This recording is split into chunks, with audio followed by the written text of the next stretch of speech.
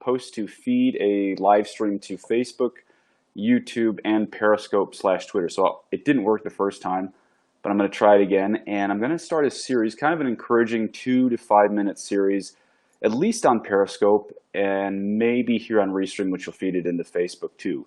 And so today I'm actually going to give just a short encouraging sermon on 2 virtues in St. Thomas Aquinas that I've always found very contradictory. Have you ever wondered how you can do great things for God and still be humble?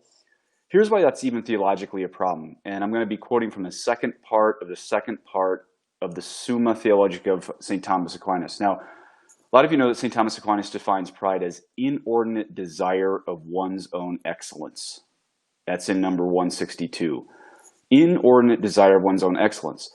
But then in 129, he says magnanimity is what makes a man deem himself worthy of great things.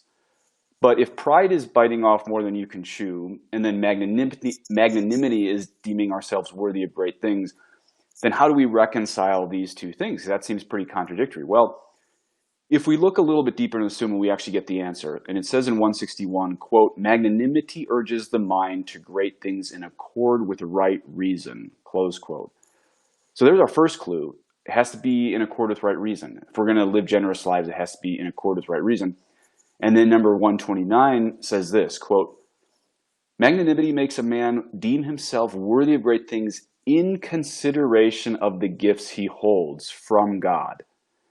Thus, if his soul is endowed with great virtue, magnanimity makes him tend to perfect works of virtue.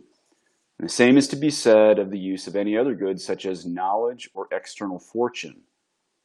On the other hand, humility makes a man think little of himself in consideration of his own deficiency, close quote. So the way to be great and humble is 2 things. 1, act in proportion to your gifts and virtues, and thank God every step of the way for those gifts and virtues, since he is the source of them, not you.